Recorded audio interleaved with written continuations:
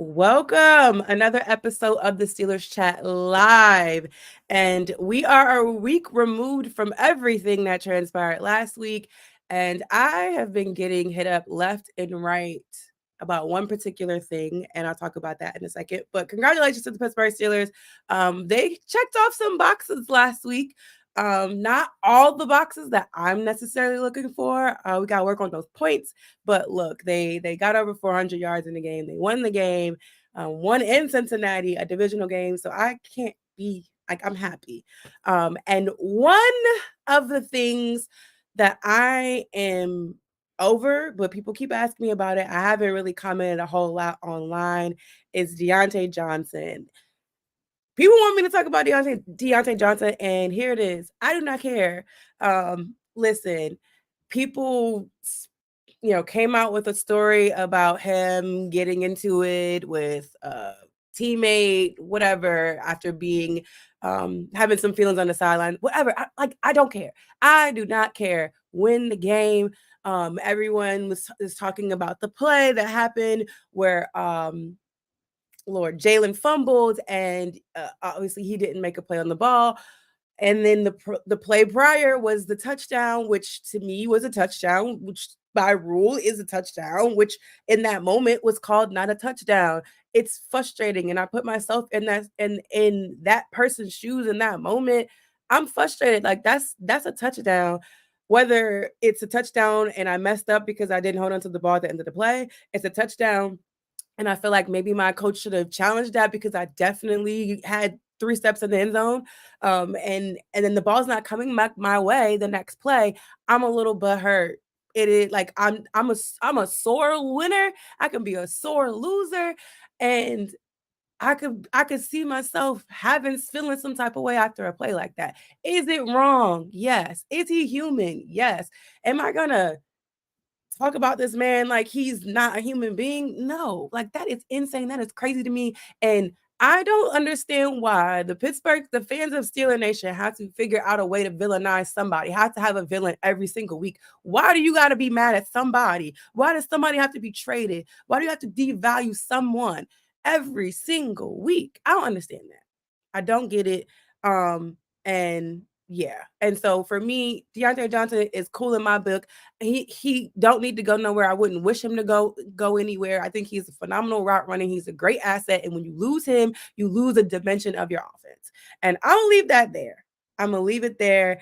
So I love Deontay Johnson. I'm not gonna sit there and let no type of media or bandwagon moment deflect me from the fact that I think he's a great wide receiver and an asset to him. So anyway, we have some people. What's up, everybody? How y'all doing? What up, Shaggy? What's up, Tevin? What's up, everybody? Jeremy, how y'all doing? So we got some people waiting to come in. So we'll go ahead and get the guests in. Make sure your cameras and your mics is on, okay? And we'll get started with the show here. What's up, Dave? How you doing? Hey, doing all right. Hoping to see you on Sunday. Yeah, the plan is to be there. Like, mind you, I have been under the weather all week, so I may sound a little congested here, but look, the plan is to be there on Sunday. Beautiful. I'm going to be there for the week, so I'll be there for Thursday For too. Thursday too. What's up? What's up, J Rock? How are you? Your mic's not on, by the way. You're on mute. What's going on? Let's try that again. Can you hear me? Yeah, we got you. Hey, Got you thank you. How loud. y'all doing? Good. This is Dave, J Rock. Like I said, I will be there Sunday. The plan is to be there Sunday and Thursday. I'm not doing the stay the whole week thing like a lot of people are. It just makes sense. And luckily we didn't get that game flexed, so we're all good there. We did find out that we are playing back-to-back Saturday games. We have that Colts game and that Bengals games on Saturdays at 4:30. So that'll be interesting weeks because we'll have Sundays off. So I'm excited. Looking down. So first things first, we got to talk about last week. How did you guys feel overall about last week's game? Want to go first, David? You can go ahead. Sure. Well, I mean, number one, as you said in your opening, D, the most important thing, they won the game. Mm-hmm. So some of the good things, 400 yardage. I had Mm-hmm. some skepticism about the splitting the offensive coordinator duties. I Mm-hmm. don't know. I don't think that that's done that often, where you have the offensive coordinator splitting off his play calling duties to somebody else. But I thought that it worked well. Yeah. And for me, one of the big revelations in that game that's come up is that um, what they did, what Eddie Faulkner did, is he brought the whole offense together, Oh yeah. and then they broke out into the position groups. Mm-hmm. And it's like, well, weren't they doing that all season? And if they were just meeting in their position groups, no wonder they looked uncoordinated. You got Mm-hmm. to bring everybody together to go over the plan and then break into your smaller groups. The bad, agree with you 100% that they didn't score enough points. Yeah. And that came down to some execution. If they had executed better, you can't fumble in the red zone, the play in Mm-hmm. the end zone and all that. That may have put a different complexion on the game. And then one thing that was worrisome was the special teams. And primarily you had two penalties that pushed us back, that caused a lot of field position. And and then they for whatever reasons they had Boswell squib kicking, and then they had that long return, which Yeah. that put Cincinnati right back into it because they scored off of that. So Yeah. I always look at it, number one, did they win? And so that's Mm-hmm. great. But then I also kind of look at the good and the not so good. Yeah. I Oh, yeah. go ahead. Okay. I completely agree. Coming into it, I think that obviously it was a automatic improvement when we came to the passing. We got the passes over the middle of the fire move. We've been missing that all season since due to his injury. We've been missing that all season due to what Jalen Warren deemed as Matt Canada not taking enough risks. And obviously no risk, no reward. So with that being said, those elements were missing. Um, I want to say I've seen some improvement in the defense, but defense has kind of been saved by turnovers, for lack of better terms, this season. Giving up a lot of plays, giving up a lot of yardage. I think what I did see as far as what was improvement was Patrick Peterson making a few plays. In addition to the plays Moving that he made in around. in addition to the plays that he made in Green Bay, he actually made a couple good defensive plays. Tristan Thompson made up for the interception that he dropped in Green Bay. Mm-hmm. So I mean, those are kind of like the pluses. Of course, the last couple of weeks, like David said, the special teams has kind of been slacking a little bit. Not Boswell in particular, because Boswell is Boswell. But with that being said, I definitely had to tip my cap off to the production and the offense. Of course, I would like to see more points. Of course, with production, you want to see points. But a win is a win. So, sometimes you can't really fault that. I mean, because realistically, they have been looking the same. Well, the points have been the same, excuse me, but this time now it's been more of an offensive production.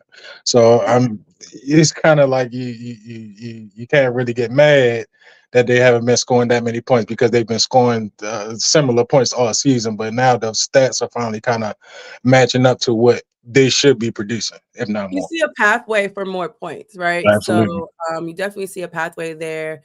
And, one of the things you have to look at is how much rest the defense got. Like, congratulations to the defense for being able to rest. I know they probably were taking back, like, we didn't get a 3 and out. Like, that is mind blowing to me all by itself. We did not have a 3 and out. The what was it? 33 rushing snap 33 33 rushing plays and 33 passing plays. Balanced So attack. Balanced attack. so Absolutely. that is completely 50-50. That is 50-50.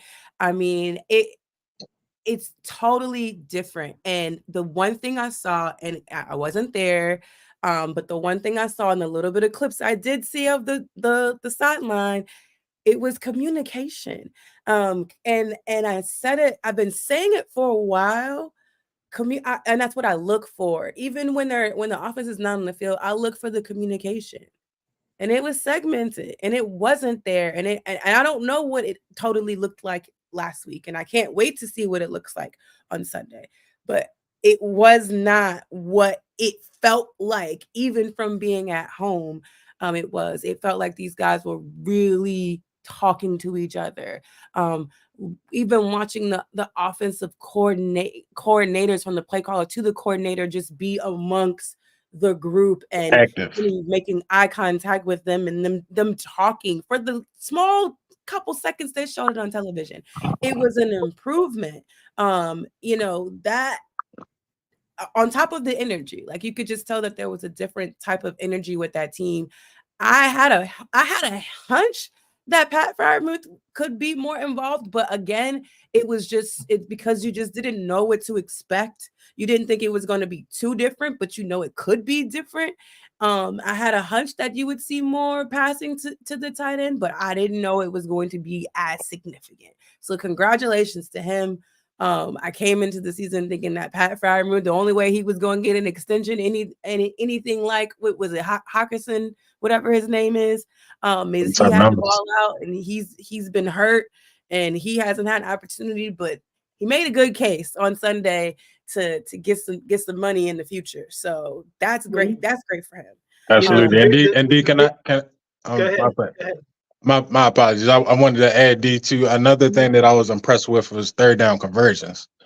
Pittsburgh did very good on converting on the third down, and I was really shocked by, and you shouldn't be, but I mean, it really reminded you of the early 2000 Pittsburgh Steelers, who were like, take it on third and short and know that they were going to get the yardage and actually run the ball. And because they were that confident, they were that experienced enough to know that in those situations they could actually get the yardage versus maybe doing a jet sweep on third and Yeah. six. Kind of, you know what I'm saying? So Yeah. that was another thing I just wanted to add. Yeah. The thing I would add is the very first play of the game. Yeah. 3 big statements. Yes. That they had not been doing much of. Play action pass down the middle of the field to a tight end. And what does that say on the very first play? Was Cincinnati expecting any of that? No. And I think that kind of puts them back on their heels of like, oh, this is not what we've been watching the last few weeks. Exactly. So I liked the schematics. I liked it. It was just so equally yoked. And I'm gonna talk about the defense here in a little bit, but I gotta go back to, which I said this in the beginning, like back in August. I don't know, it might be a tweet out there saying that this is like the best running back room duo in the NFL, and I still believe it. I know numbers may not say that or whatever, I don't even know what the numbers are, but I truly believe the Pittsburgh Steelers have top tier talent in the running back room. These Najee and Jalen are a 1-2 punch, like they just are. And I had a prediction, like, look, Jalen might not go off this week, but best believe Najee has the potential to go ahead and get it done. And he did. And he had that 20-yard run where like he just disappeared and just reemerged. Up the middle, right up the middle. Yeah, it was crazy. What? And it was another one he broke for on the sideline. Yes. Yeah. And that right there, that was just a different energy. And I don't know why. I don't know how people just give him a hard way to go and say the things that they say. And he has a game like that. And I hope it shuts every single person up. Everybody is not going to be amazing every single game. Like it just don't work that way. Like perfection does not exist. It is a word. It is imaginary, and you strive for something that really is impossible. Well, But I think a lot of people were thinking, well, just replace Najee with Jalen Warren. They made it an either or. And it's like, why? It's a 1-2 punch. It's a 1-2 punch. I'd rather have that than substitute somebody. And I think it works. And Najee showed what he can do when he's not dodging tackles in the backfield. Mhm. The run blocking was a bit better than it's been. And I don't know if that was scheme or what that was, but I he was love he was giving yeah. him that he's a 200 and what? I don't know. I'm gonna say 50. I'm not trying to be rude. I just don't know. 250-pound dude, a head start and running into these guys. You might make some shake. So I mean, he's not a light guy at all. So I definitely wouldn't want to get hit by moving Najee Harris. Like I just coming at you full speed. So some of the ways they had set up the plays for him to gain that momentum to make the play and to get the blocks, whether it's amazing. I think him and Mason Cole definitely have some good chemistry Right. there. I, Um, I I was going to say that. I'm sorry to cut you off. I yeah, mean, I no. didn't. But I meant to, add to that when it came to the success of Najee Harris this week. You definitely seeing a lot more traps. You've been the trap blocking is what I'm referring to, and a lot more zone blocks to where as though they were able to kind of it. If you watch Najee run, he just like Jalen Warren, he does better with a one cut run up when he tries to run east and west, and he has the capability to make people miss, but when it comes to gang tackling, it's 5 and 6 people over there in the same area. It's not easy to get away from. And even when you hit a certain hole, it's A gap, B gap, C gap is what I've been taught, from playing. But when you don't hit the hole correctly at a certain time, that hole closes up very fast. So I think that's what Jalen Warren takes advantage of when he goes and it has the successful games that he has. He's able to get in that hole quickly and get out of there. And people don't really expect it, but I think the thing with Najee is he may not have the quickness, but he has to be able to hit that hole and use his physicality once he's get ready to come out of that hole, because he doesn't have the acceleration to zoom out of there, maybe like a Jalen Warren does. But I definitely seen the physicality last week, which is what he definitely needs to use more of. I think what was that year, 2021? Mm, But he was just making people look really bad. But I mean, it was the stiff arms, it was running people over. mhm. It was the physicality that he brought with the 240 or 50 pounds, whatever he weighs, coming through that hole that made people kind of like, oh man, well, let me not, let me make a business decision at this point, because that's really what it was. Yeah, you have anything to add, Dave? No, I agree with everything he said, and I know that Jalen Warren, maybe didn't have the game. I think he had like 48 yards, and what they did is they split their carries. So I think Najee had like 15 carries to 13 carries for Jalen, but I still think that that's good because it's a change up. And like Mhm, I have like a rugby background. I used to coach rugby, and what they teach the runners there, even the big guys, is you run to the daylight, you run to the gap between the tacklers. mhm, Because once you get those guys to, if they can keep their hips square to you, well, even Najee Harris is going to have a tough time. Right. But if you get them to move their hips a little bit, because you're going into the gap and they're Yeah, I'm having to saying. adjust to tackle you, well, now he has the strength to burst those tackles, and that's what I really like to see. So I'd like to see him get a few more passes where he has some room to run out there too. Yeah, I thought there was gonna be some more screenplay. I think they tried it. I don't think the screens really worked that well this week. Nah, We'll see. We'll see. nah. We'll see in the future. Now, We'll see now, how. now, you screen with Calvin Austin. I think there's definitely potential with that. But I mean, if you pull in a running back out there, like some of the predictability was still there. Yeah. Last game. So I mean, a lot of times if you're predictable as far as like what you're gonna do, what you're gonna call running, whether it be passing, whether it be a short and 3rd and 3, so you gotta either hit the slant, hit the out, or hit the in the flat. You know what I'm saying? Those are kind of predictable plays. With though, it doesn't matter who you put out there. They know that that's what you're gonna run. So some of that is predictability, and some of it is personnel. Yeah, and the other thing to remember, they only had a couple days, because the announcement came out Tuesday morning. Tuesday. Hmm. You had Thanksgiving Thursday, so they Hmm. practiced Thursday, but it probably wasn't a full practice. Yeah. So this was really a short week for them. So it's going to be interesting what changes between now and Sunday.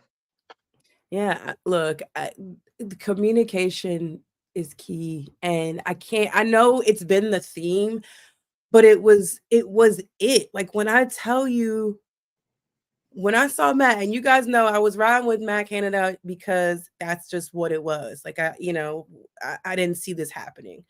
Um, that's what was missing. It was just communication. We're not really talking. We're talking like at each other, but not. We're talking to the media. We kind of like, even on the bench, are not really talking to each other, and I really just thought that was weird to me. And I thought I wanted Kenny to talk more. I'm like, Kenny should be talking to everybody. Like, this is his team. Like, why? And I did see a kind of a clip from Ben Roethlisberger, and it's really hard for me to watch football, and it's really hard. But I listened into football, and he was, kind of just talking about how him and the coordinators were close at one point, and it looks like like it appeared that Sully was the middle person in between Canada. Like, it just feels like nobody really had the communication line to Canada like you would think. And I don't know. I thought I don't know. I ain't gonna sit here. I don't know. Well, He's not there anymore. I think this goes back to the whole thing of where they weren't meeting as an offensive group, and so it Right. almost sounds like what, and I'm speculating here, but Yeah. what Canada was doing was drawing up his game plan almost in isolation, maybe getting a little bit of feedback, but then he's telling his position coaches, okay, this is what I want you to convey to each of your groups. And so the wide receivers are hearing, the message. He had a hands-off approach. The line is hearing the message, but they're all hearing it separately. So that then when they have a question, well, then everybody else isn't hearing that question. Whereas if you're in there as the big group, then what happens is somebody has a question. Well, now the whole team is hearing, here's what the question is, and then here's what our goal is on this play. It's like Alex was on here last week with you, and he kind of did a breakdown of the motions, and he keyed in on one play where it was Robinson, I think, that was kind of like going back and forth. This is a couple weeks ago, and he's like, well, what is he accomplishing by doing that? It's like he's not doing anything, and the defense was just like basically sitting there, right? Just waiting. Yeah. And now when you see the motions, well, now you can kind of see, well, hey, the Bengals defense was having to react to that, and so it sounds like they've given them a purpose, because now, because of this communications, now people understand this is what we're trying to accomplish with this particular play. The last thing I'd like to say on this, though, is that I don't think, a lot of people were saying, well, people didn't like Canada, or there was personality conflicts, and it doesn't sound like that at all. And like a lot of the players, and definitely, absolutely Eddie Faulkner, they're personal friends. And they coached together before, as did Frisman Jackson. They both worked for Matt Canada at two different schools. Yeah, I was like somewhere in North, I feel like, but I forget the name of the school. Yeah, but even the players were saying, they were kind of trying to support him. I think it's just approach. This communication style just I think it's just the approach. I think it was so hands off that it was to the detriment of the team. I really just think it probably boiled down to that, and not having that come together moment. Let's really dig into this as a group. Everybody's got, they're probably talking amongst each other, but they ain't coming together and having that, that powwow that they needed to. So, but look, these guys, they got it now. They got some leaders in that locker room. And I saw Kenny Pickett, and I said this with Alex last week, and he's like, Kenny is a leader. Like, Kenny is in a leadership role. Yes. But I felt like that was the most leader like. There was maybe one other game, and I can't remember, where I felt like, okay, Kenny's being a leader now. Like, okay, but that was the game where I was like, okay, this is his team. He's leading it. I felt 100% he was the leader. Yeah. There was another game where I was like, okay, I think Kenny gets it. He's showing me he's the leader, not just wearing the leadership hat because you're the quarterback. So and as long as that continues, to me, I think this team will be in a good space. Every people are getting touches, the ball's getting moved around. You had Deontay Johnson get catches, you had George Pickens, you had Allen Robinson, you had Darnell Washington, who I love seeing with the ball in his hands. And the running backs. I'm sure I'm forgetting somebody. Calvin Austin had a catch, right? Too. I Yeah, believe he he had a did. catch. So He like did. He the had ball actually was had a third down conversion. the ball was spread around. Uh-huh. I mean, you can't be mad at that. I do want to talk about the defense here. Elandon Roberts, that's who I want to talk about. He was the guy in the beginning, and like, here's a guy. I sound like Chris Collinsworth. In the beginning of the season, I was worried. I was watching in the stands, and I was just like, this guy's got to get more snaps. Like, I want to see him out there more. I mean, we were inside linebacker heavy, and like they were just switching him out, and I was just like, man, I feel like Roberts is just not getting his shine. And it's a good thing to be able to switch guys out and have him fresh legs, but I just felt like he couldn't get going. And give us and show us what he was really, really good at because he wasn't on the field enough. And now he's the guy wearing the green dot, and good luck running on us when he's out there, doing his thing, because he's really, really good at stopping the run. So, like I don't know how you guys feel about Landon, and him being the guy now in that inside linebacker group, calling the shots, letting people know what's going on the field, being the voice. And Right. and what's the percentage now? 14. Let me get the stat. 24. I don't want to. I think it's 14.4. 14.4. Mhm. Man, what? But while you're looking for those stats, I definitely love seeing his production out there. It seems like he's stepping into the role more and more. And it's almost relative to what I seen out of Broderick Jones when they put him into the starting lineup. It's okay, now it's time for me to step up. He's taking that role, that leadership role. And I think it was murky in the beginning, and because Tomlin, well, to my knowledge, Tomlin was trying to get a rotation between him and Quan. He wanted to always start Holcomb, but him and Quan Alexander was going to get the rotating piece as far as like who was going to be a starter. So I mean, it's like I say, I kind of know it from that player side and understand a little bit from a perspective of that's confidence. That say, all right, cool, well, I'm the guy. Let me go out there and prove myself. And he's definitely been showing up. He's definitely been making tackles. He's that you can see him, like I said, being the green dot and leading and communicating with people out there on the field. You can definitely see him, pretty much. Stick his nose in the fire a lot of times when it comes to getting downhill or making that tackle on the flat or in the middle of the field. So it's good to see him produce like he is, and I'm glad that he's stepping up now. I know he's probably tired because he's getting pretty much all the snaps. Whereas though I thought they may have switched out, I thought they would have gave Mark Robinson a few snaps. I don't think he's gotten snaps in probably like 2 weeks. But and I actually like Mark Robinson. But I still feel like they're nurturing him some more.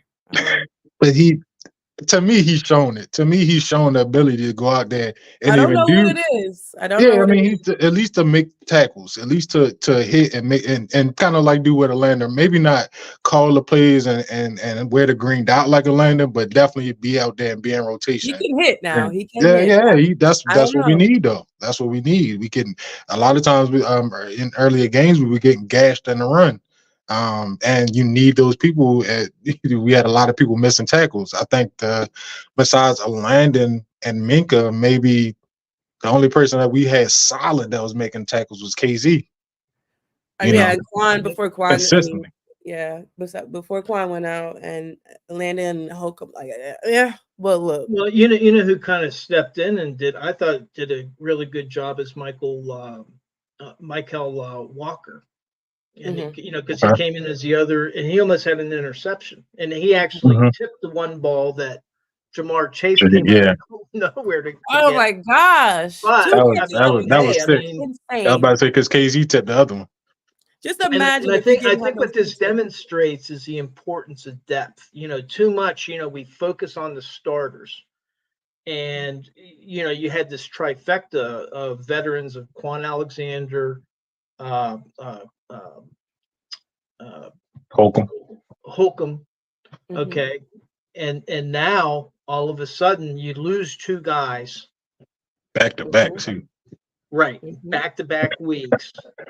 But now you got this guy stepping up, and not only is he communicating, he had 15 and a half tackles last week, and hmm he led the team. He only had 6, but that was they only had 41 defensive snaps, hmm which again, I mean, that's credit to the offense for playing keep away from Cincinnati. Yeah. Now, for Mark Robinson, he's a project. I don't think he's ready, and he's hurting his case, like that penalty that he On drew on special teams, special teams. He's got to clean that up because that could that could hurt him there's in the something. future. But I think There- Terrell Austin earlier in the year had kind of alluded to, well, he's a diamond in the rough. He might not be ready because he was just a yeah. running back. What 3 seasons ago in college?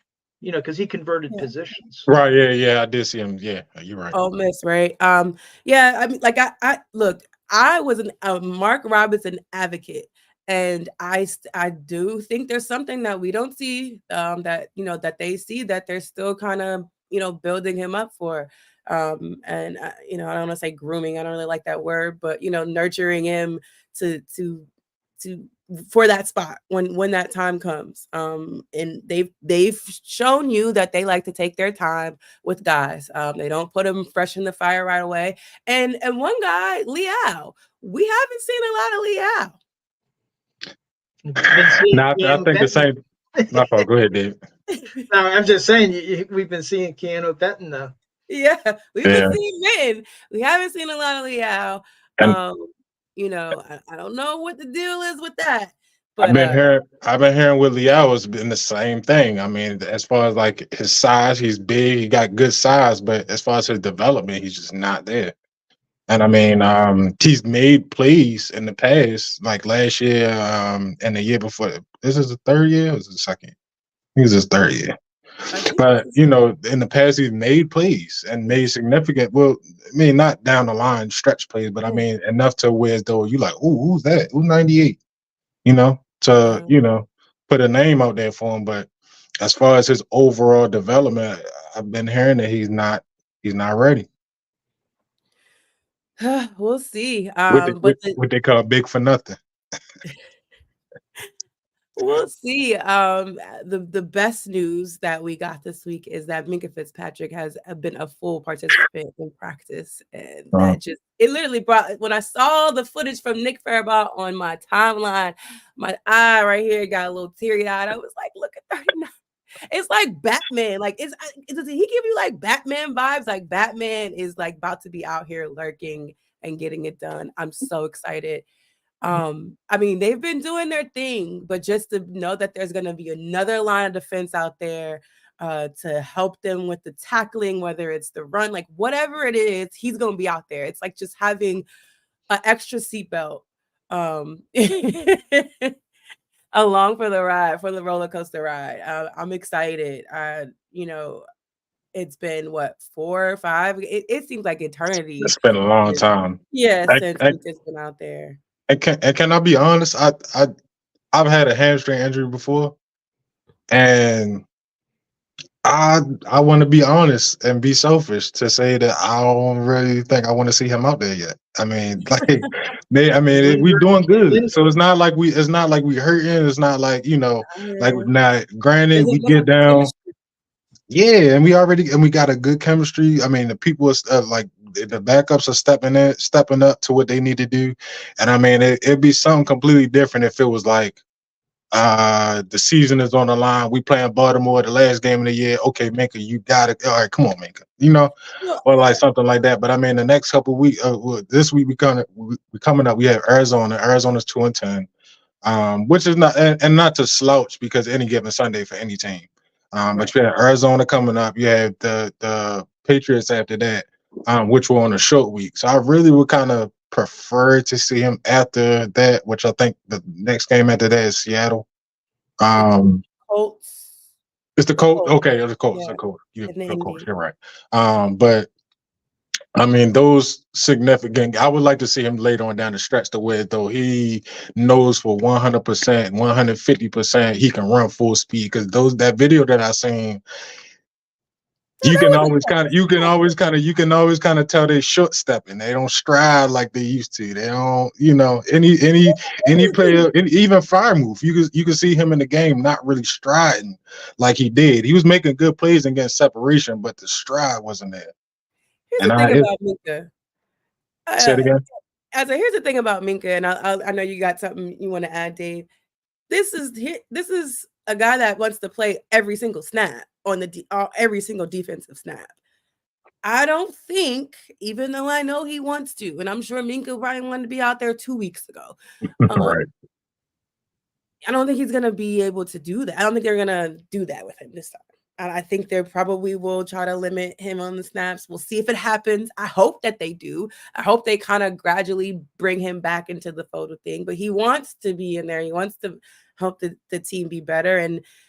And we'll see if they are. But I do want you to gradually start bringing him in the fold as this team goes down the stretch of things. If the defense can continue to get breaks, I love it even better. If they can continue to be on the game for in less than 60 snaps a game, like they were averaging 60 snaps. Okay. And for me, the way that Minka Fitzpatrick runs sideways, to me, it was faster than he run forward sometimes. If he can do that and he can stay healthy enough to go from opposite side of the field to the other side and the speed that he does, that's what I need. That's what we need Minka Fitzpatrick to do to get to where the ball is and make the tackles. If he can come in there and play a little bit of time and gradually build himself up to what we know he was prior, I'm good. I'm cool with it. But go ahead, Dave. Yeah, no, what I was going to say, a couple things. One is with the injury itself. I mean, like for example, TJ Watt, he had that hand injury, but a lot of that is you can play through the pain and still he intercepted a ball, a week or two after he injured his hand. The problem with the hamstring injury, it's not a matter of tolerating pain. Right. The muscle just won't work. He can't get any power. And if J-Rock's had a hamstring injury, as you know, you go to drive off of that leg and you fall to a knee. You just go right to your knee. And it's not painful.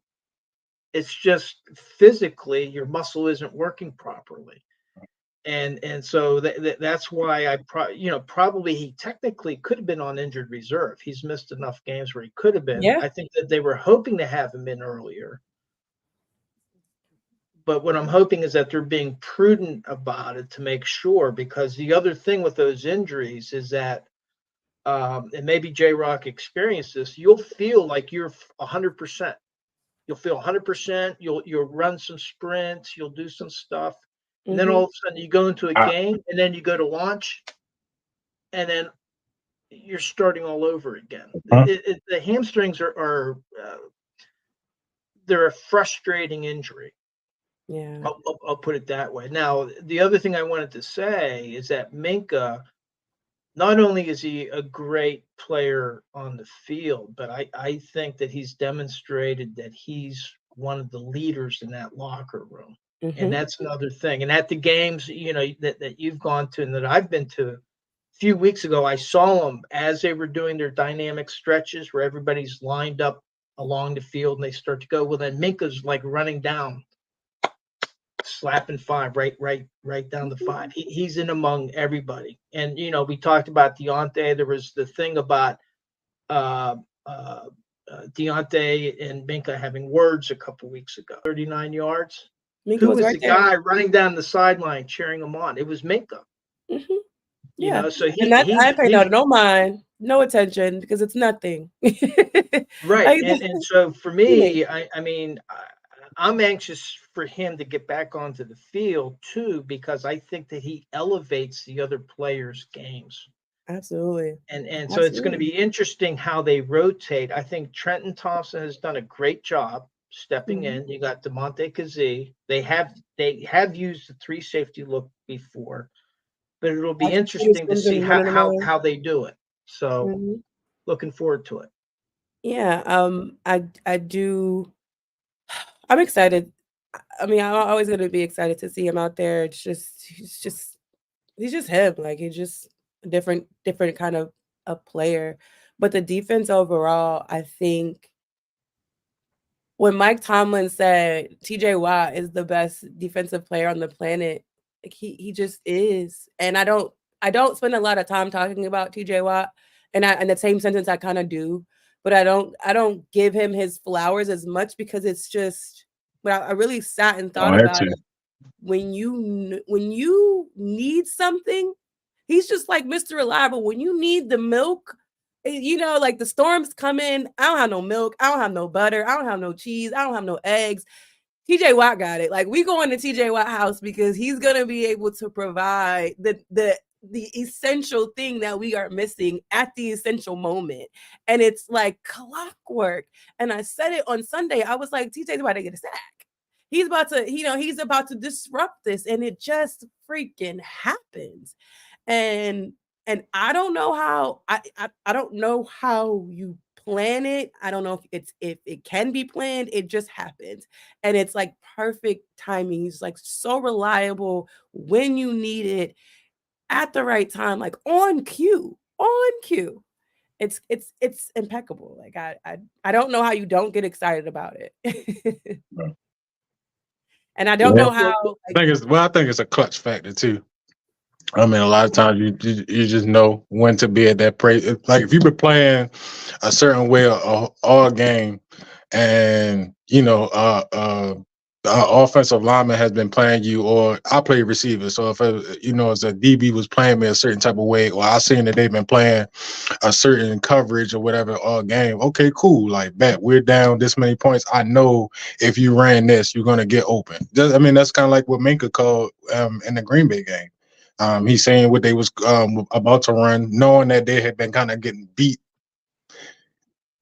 in between when it comes to them playing like man coverage and stuff like that, and to go up to Austin like that and kind of like call it out because he's seen it to change the play up. I think that was, like you said, another testament to his greatness, you know what I'm saying, and what he does on the field, why he's a Pro Bowl, genius. thought every year. Master of the minds, man. Yeah. I I'm love sorry. I thought watching you were going to all. say something. Did you want to Yeah, add anything? what I wanted to mention though, the one thing that worries me a little bit, well, not worries, that's the wrong word, but he's playing so much now.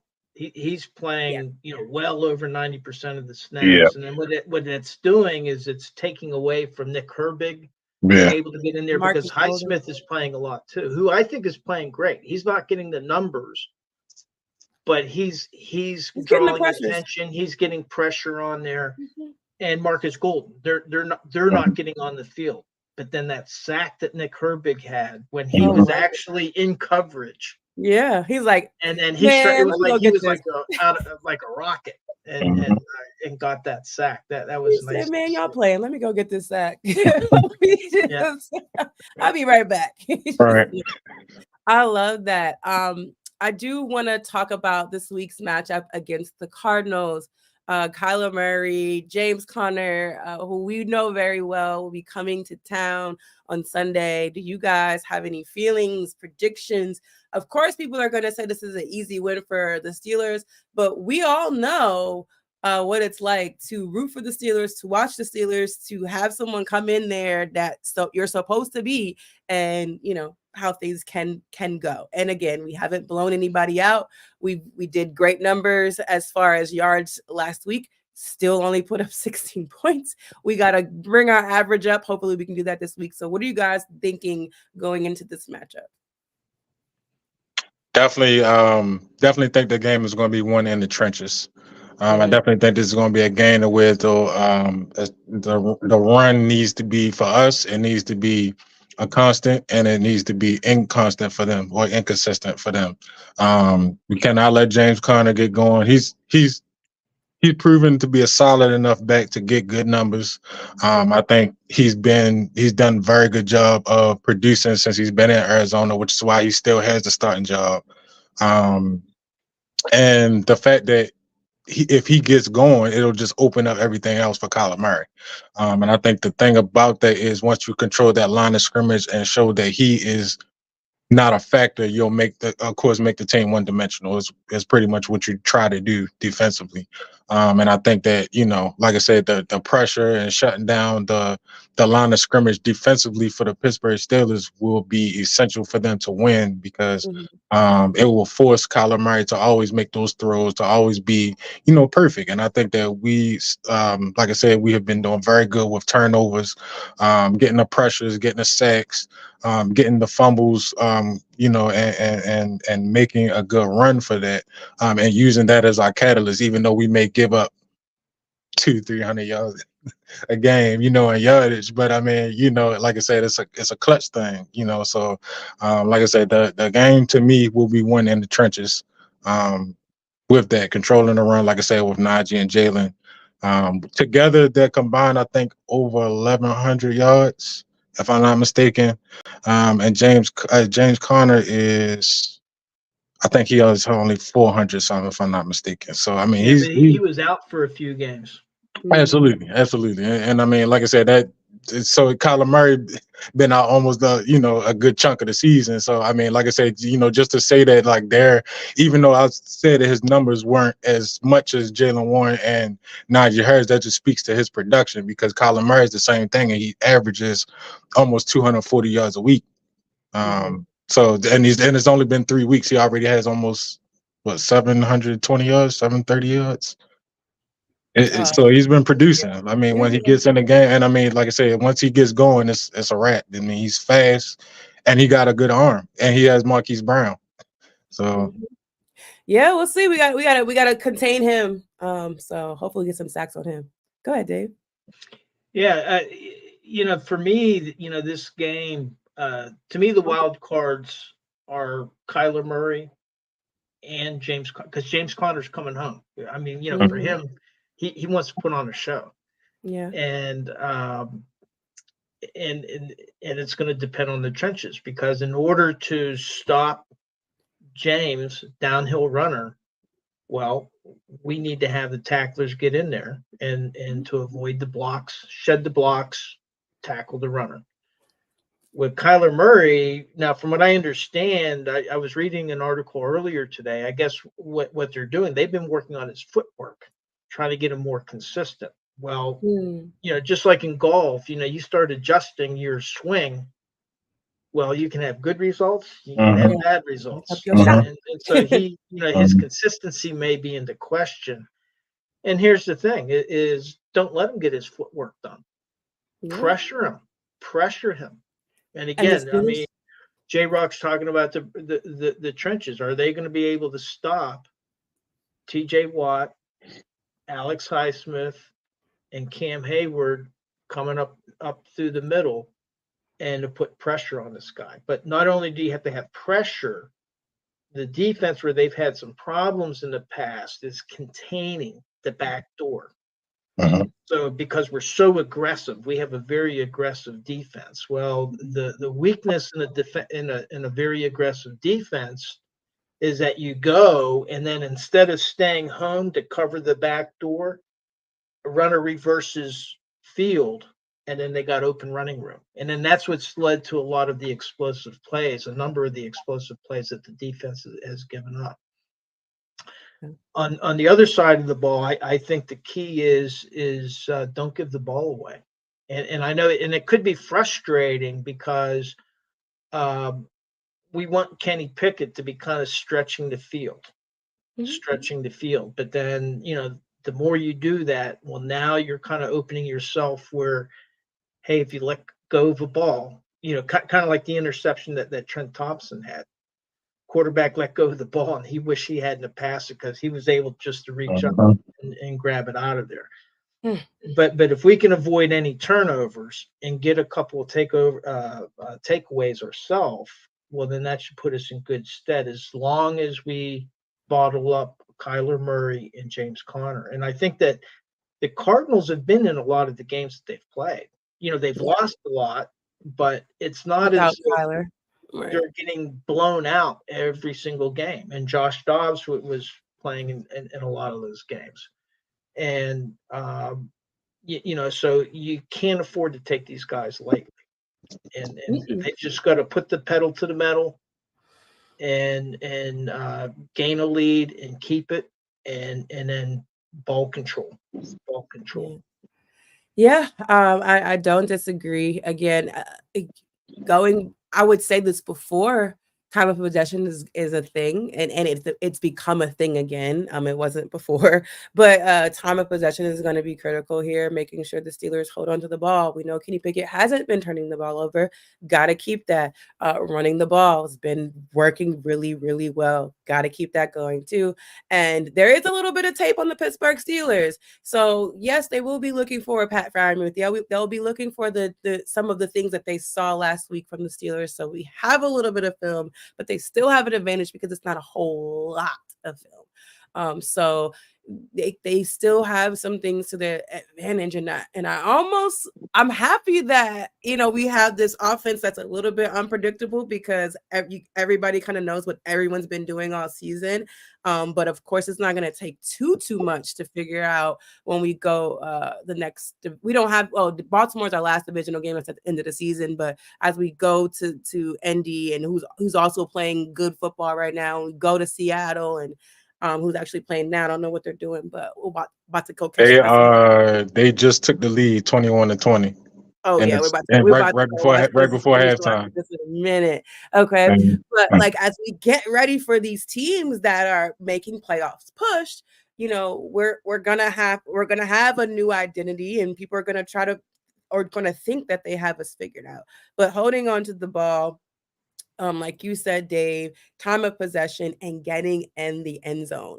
That, yes, we have Chris Boswell, love him, Mr. Reliable, but we gotta get those 6 points. We gotta get the 7. We have to do that, and to be able to find ourselves sustainable. I know everybody was happy, but even when I think there was something I heard, I don't know who said it. Maybe it was Najee, but you can't. We're not going to be able to sustain with 16-point wins. I get that we're winning; it's great, but we need to be able to get over the 21 point game, and Hill or whatever I was trying to say. Sorry, it's that kind of week. But I do want to thank you guys for joining me tonight. And I didn't even realize that there was Thursday Night Football going on as I wanted to do this. So I apologize. I know people are probably like, I ain't watching this. The game is on. So I do want to thank y'all for joining, and thank everybody in the chat.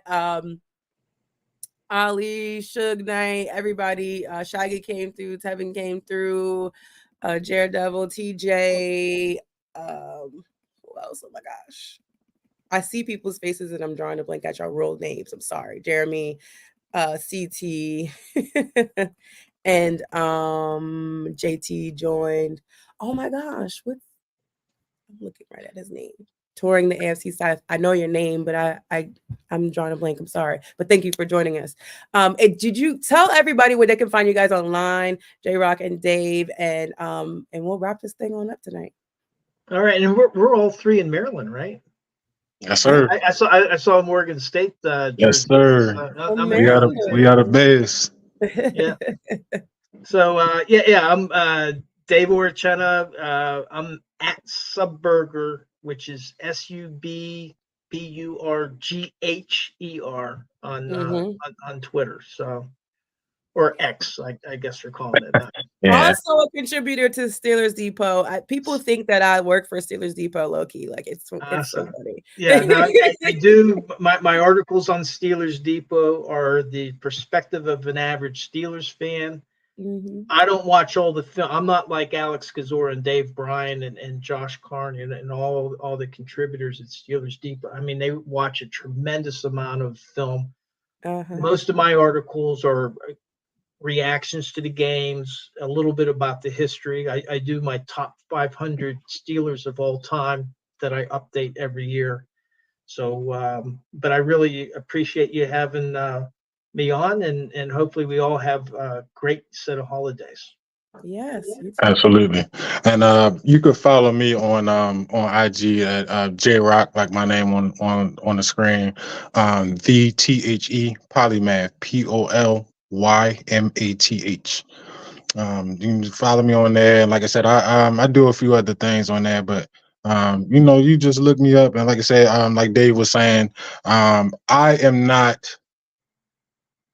don't have access to all of the footage. I would love to see all 22 every week of the field and the plays and everything, and to be able to break things down, because I kind of get a rush from that.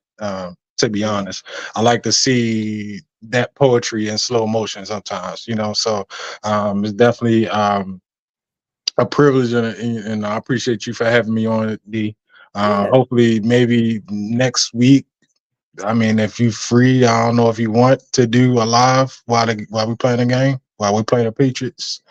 I'll be at But that game. you'll be So at the game. Okay. yeah, I'm Okay. scheduled to be. So far, Okay. I should be there. So I'll be at that game. But I will try to sneak in doing one of these in between Sunday and Thursday's game. So we'll definitely do this. Um, I, maybe Tuesday. I don't know. Okay. I don't Tuesday know. would work Yeah. for me. That is perfect. That'll work. It's gonna be tight. That'll work. But I'm gonna try to squeeze in another one of these. So I just want to thank y'all. Thank y'all so much.